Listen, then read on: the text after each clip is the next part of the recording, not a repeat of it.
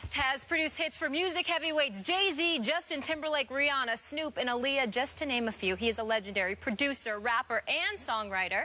We welcome to the Dest, Timbaland. How you doing? Good. What's going on? Thank you so much for being Welcome here. to the show, bro. This is great. This is great. Early in the morning. It's great for us. You. Yeah. And you were on time. No. It's perfect for me. Yeah. Early Great morning. debating. All right.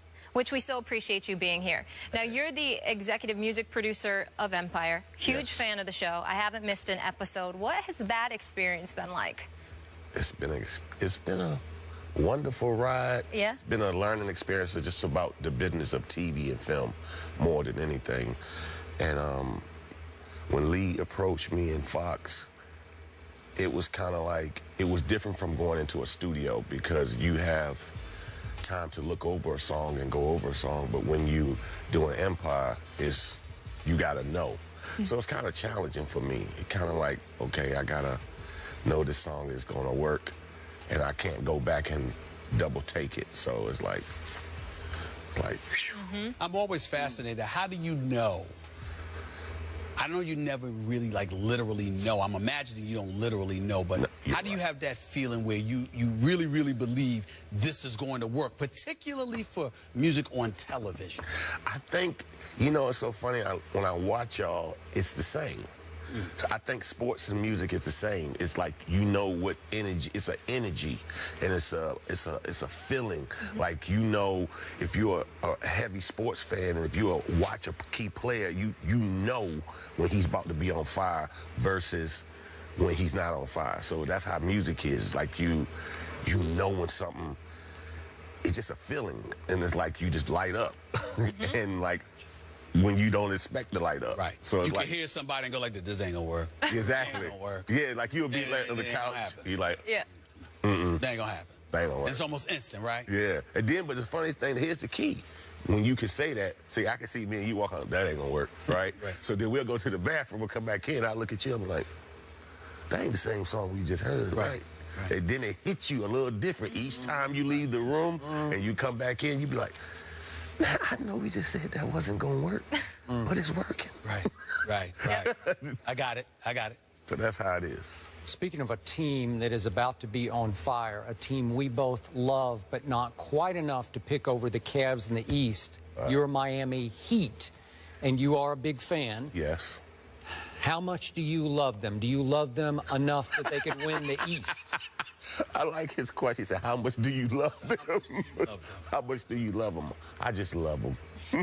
I don't know about to win in the East, but I can say this. What I have seen in living in Miami and being in Miami, you know, when that city gets turned up, it somehow the team gets turned up. They just start to just do good. I've seen some amazing things happen in Miami where I said, I walked out the door, and I'm like, oh, snap. Talk about Did energy. you see that? So, for us, the Cavs and the Miami Heat, we got to wait and see. Are you a Miami Heat fan? I'm a fan. Okay, how did you feel? Are you a LeBron fan? Yes, I am. How did you feel about LeBron deciding to leave South Beach and go back to Cleveland? Hey, he a grown man, and I look at it like this. I agree, and, you know, it's kind of, I play the fence because I had to put myself, me being an entertainer and somebody telling me I have to make a choice for myself. At the end of the day, it's still me. I'm one person. I got to live. I go to sleep by myself. It's like one of those decisions that, you know, like if I'm from Virginia, which I am, and I go to play for Atlanta, you're going to feel some kind of way leaving your hometown. It's going to start to eat at you at night. Like, it's just something about just your hometown. And when you say Cleveland, you really can't say anything. You almost got to put your hands and be mad and go like this. Yes. Had it been anybody else, it would have been a problem. Yeah, but to go back to Cleveland, I think it was justifiable. It's home. Like, if you say you're going back, it's like, what? I can't be mad. I can't. Yeah. I can't be mad at you. You know, like, I'd be like, then that means I'm really not for you. Yep. It's like, all you got to do is pout like a kid. Like, Well, that's true. I got you. So A man who plays in this league that I think you're going to do a little business with in your new clothing line is Carmelo Anthony. What should we expect from Carmelo on the court this year? I think what we should expect from Carmelo is he hears what people are saying. That is true. And being a professional and being a winner, he's going to win. You're going to see something that you never saw to him. Really? And I believe you're going to see something you never saw. Uh-oh. Sorry. You don't think so? Sorry to interrupt. I'm going to clarify. I'm going to clarify that question. I have no doubt that Carmelo's going to do his thing. Okay. But when you say he gonna win, well, he plays for a team, and I don't understand how if the team is losing, he wins. Because you ain't implying that the Knicks are gonna win, are you? I just said we talked about. I'm just trying to say. I didn't go I that. just need clarification. I didn't put the other people around. Okay, yet. okay. I just stuck to All right. him, and I'm hoping that his energy that he brings. We'll see. I'm going to shock you. I'm not going to be so down on the Knicks as much as I've been over the last few months. I'm going to give them the benefit of the doubt early on. I know what Melo going to do. I want to see what Robin Lopez and Aaron Aflalo, the Porzingis kid, you know, the number 4 overall pick. I want to see what they do. I think the Knicks might have a shot at winning about 30 games, kid. About 30 games. You gave him this from 17 to 30. 30. That's nothing to, like, stop the press. Well, I know, but I just don't want to engage in complete condemnation. Is that fair? That's very fair. Is that fair? That's super fair. Now, let me get to the other part. You mentioned Carmelo's wardrobe, you know. Let me talk to you about that for a second. Oh. Melo, LeBron, Tristan Thompson, I forgot who else. They got these new hats that's kind of look. I don't understand it. I don't understand it. I mean, do you critique the wardrobes? That's what I want to know. Okay. Because some of them brothers think they looking great, but they could use a little assistance. I'm just saying. Now, what I will say, and I know you might don't want to hear this. How old are these fellas? That's true. That's true. Young 30s, Melo, and 30, and think around about 31. There you go. I mean, they dress sharp, but the hat is the extra. They ain't go completely extra like D Wade or Russell Westbrook, but the hat thing, I don't know, you don't see it much. I just wanted to bring that up, just as an aside. I think that it's today's fashion for the youth. Okay. All right. You just don't agree to it, huh? No. Go ahead. He's GQ. He's got it. I do believe. I know you got great suits, but you know, like they'll match that suit up with maybe a T-shirt and some sneakers, and you'll look at them like, what have you done to this fine suit? Okay. All right, listen. Am I telling the truth? It's a good point. It's a good point. It's a good point. Go ahead, Skip. Let's go back in your comfort zone. Right. Not only have you rapped, but you've obviously produced, you've written, you've done the whole thing in your field. Who is, we ask all the rappers this, who's the greatest rapper ever in your humble view? Well, first of all, I am not a rapper. I feel like I'm an entertainer, just like I feel like a rapper is somebody who really tells his story. You know, my story is told through me making music and sound. Like, I get on the mic because sometimes there's nobody around that can assist me to what I want to do. So I'm just like, well, I might as well do it myself. Right. And then people around me like, hey, man, you pretty good. I'm like, no, I'm not. But I'm going to do it because it's a check. So I'm going to do it. And the guy said, you know what? I'm not. But I understand the process of it. So who, to me, back to your question, you said the greatest rapper? Yes. Greatest all-time rapper. Well, I think both of them are not here today. And that's Biggie Smalls and Tupac. Okay. You want to disagree? You want to? Well, listen. What? You know what? I'm going to tell you. I'm just saying. Listen, Jay-Z. Oh, he's the. Come on, Dad. I'm gonna get to him. All right. But I had to. You say rap.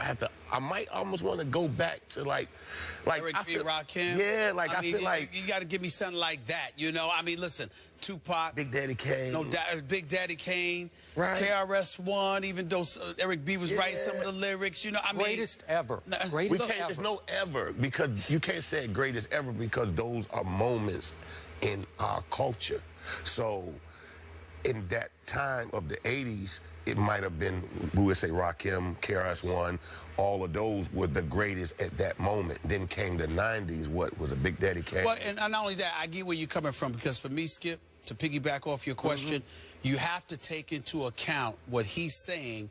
Then you have to bring into question those who transcend the test of times. When I think about LL Cool J, 80s, 90s, 2000, even with acting, he still drop an album here and there that reminds you how great he was. Jay-Z, I mean, I can't ignore Nas. I can't ignore Nas. Like you can't. We got some good ones, man. You can't just say one, because every one had a different story. It's like every house you go into, every house feels different. Well, Biggie and Tupac was sensational. They were sensational. They brought the feeling. I say they started that big, you know, hip-hop always had a feeling, but those two gave it something of we never saw before. But I think that they would have been right there with Jay-Z. I don't know if they would have eclipsed Jay-Z. I mean, Biggie and Tupac is special, and I think that,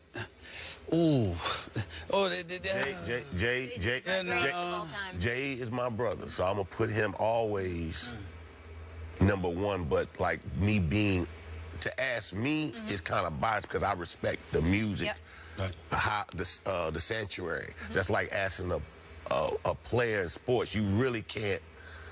It's like we're just because I'm at top right now and I did it 10 years, it's like, man, I gotta really do my history. Because then you have Africa Bambaataa, you have so many things that to say, oh, am I really the best? I got you. Excuse me, am I allowed to have an opinion here? Yes, I want you to tell him what it is. All right, if we're gonna boil it down to Tupac or Biggie, the greatest performer ever in that genre is the Notorious B.I.G.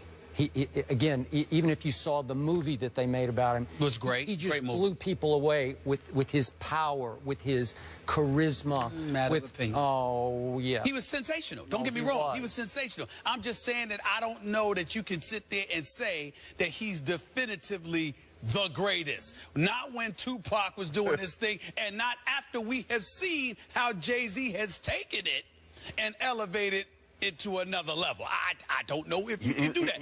I don't know. And I don't know if Biggie would have ever been Biggie if it wasn't for Eric B. and Rakim and those boys. So this is what I say. This is why I say Jay-Z the best. It's not because he can rap. Look what he just explained. Jay-Z saw all of this, so he studied the do's and the do-nots. And he has mastered how to be relevant through the test of time. You can't teach that. You can't teach that. Student of the game. You gotta just know how. You gotta know. It's like, you know, you ever heard people say, "Oh, he old. He don't hear that." No. You know, and you know, it's a way to move in life. Yep. To always stay on top. Like, you know, it's only a handful. You watch them just fall, and you climb up the mountain, you be like, dang. No. Told him to breathe slow. He continues to connect and stay relevant. All right, we'll let you go on this, though. What's next for you, speaking of great music? I want to do more on the film and TV. Okay. I like that. That's cool. I like putting intellectual property with music. I feel like that's the next wave for me. I feel like my music tells a story, so why not put a story? Tell a writer what I think. He'll ask me, what do you think this music piece is? I feel like it's love. Can you give me something unique, not the typical way of love? Give me something this 2017 love, like something that's unorthodox. And so he'll write the story, and I'll look at my music, the story, let other people judge it, and, you know, then get people to come and act and see if they can give the same verbal as I see that I hear for this music. Gotcha. Kind of deep. We love it. Keep it coming. You're entertaining us. Congrats on all your success with Empire as well, breaking all kinds of records. It's called the study of life. Got to know when to move and know when to fall. Well, you certainly have it mastered. It's chess, and you got it.